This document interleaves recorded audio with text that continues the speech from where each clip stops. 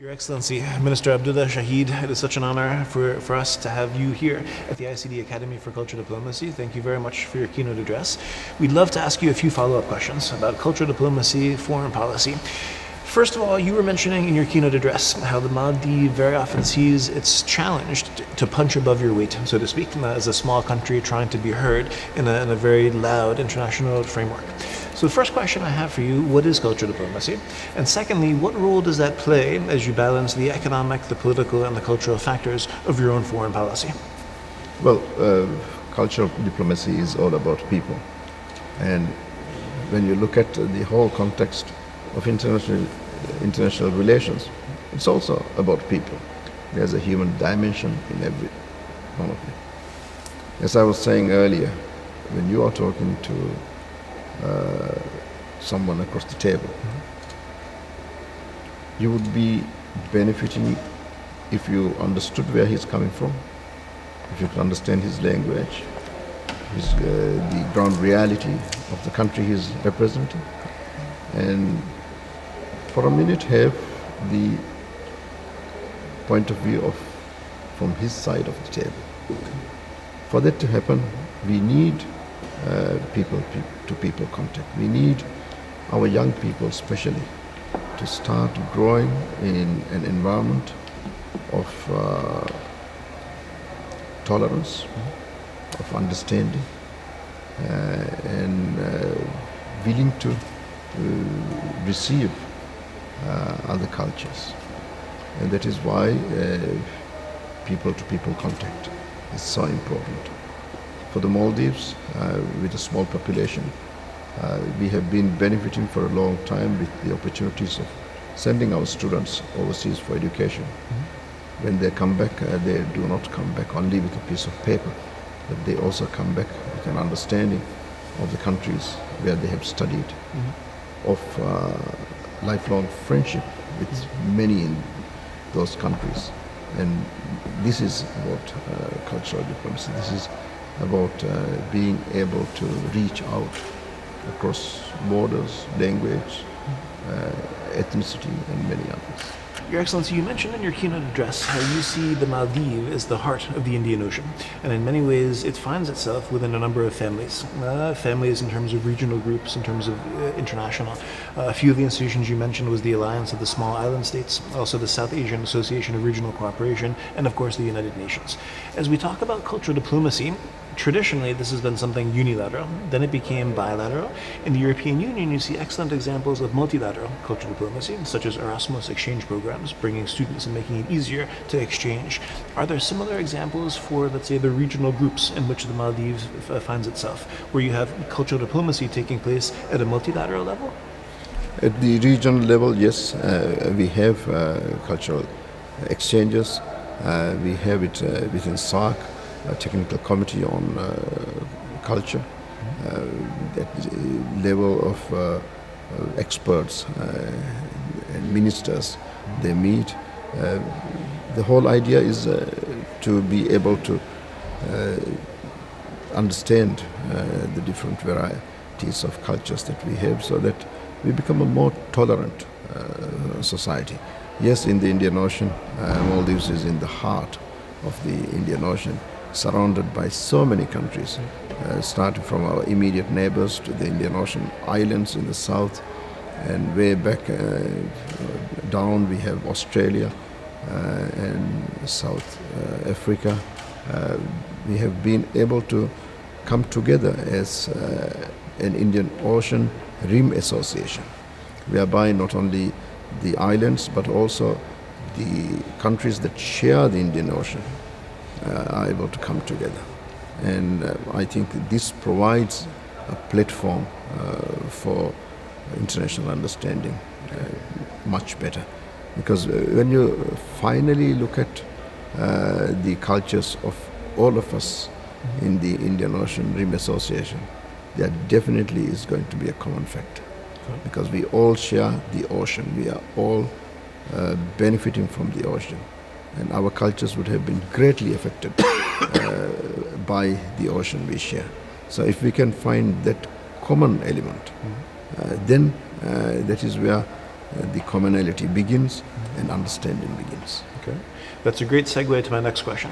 You mentioned also in your keynote address, 1987 was a year that really changed everything for Maldives in terms of foreign policy, the prioritization of the different policy challenges. So the question is, why was it only 1987? Were there not other reminders or events before that maybe preceded and foreshadowed the immense risk of climate change and the implications it might have on the Maldives? And then the second question is, what is the Maldives doing now to try to bring attention to an issue that is so often ignored, the inconvenient truth, so to speak, around the world? What is Maldives doing now to try to also increase support for some of the initiatives that the Maldives is undertaking? In 87, for the first time in history of Maldives, we had unprecedented high swells that completely engulfed many of the islands. We started asking ourselves, this has never happened. Why this sudden surge of the ocean? And then we realized that because of the changes that are being made to our environment, it is affecting the elements so much. The changes are coming. We realize that on our own, as a small island country, we will not have a strong voice. And that is why we called for a meeting of the small island states in the Maldives in 87, Small Island States Conference on Sea Level Rise. And from there, we started our work. The number has increased to 34 now, and we are all together, and when we speak in one voice, it is very loud.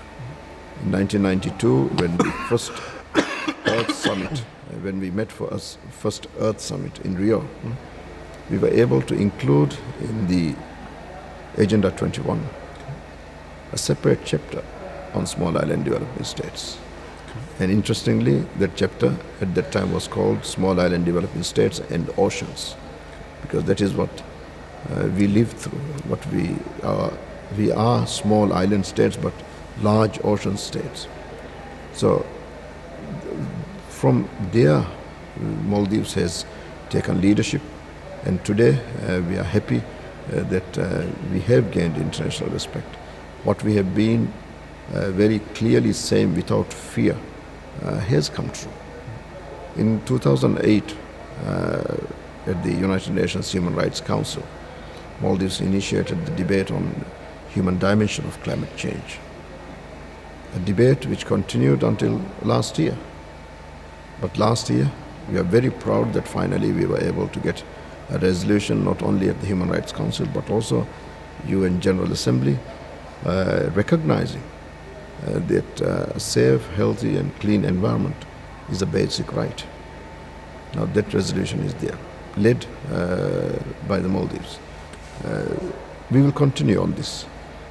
We continue because we don't have a choice. It's a life and death issue for us. Excellent. I know you're limited on time, so maybe a final question or a final request. As you saw, we have not only high-level delegates, heads of state, dignitaries present at the ICD Academy, but also many students and many young leaders, which is very important for us. If you could maybe offer a message or some sort of a message to the young leaders, to the students, in the sense as they're looking forward and trying to decide which direction to go in, what would be your message to those young leaders? Well, my message to students at this academy would be the same message that I myself understood when I went to the Fletcher School of Law and Diplomacy in Boston. When I first walked into the Fletcher School in Boston, I saw the Hall of Flags represented by the symbolic representation of the number of students from different countries who go through that institution. And it's the same here. The beautiful line of flags tells you that this institution has so many representatives from so many countries.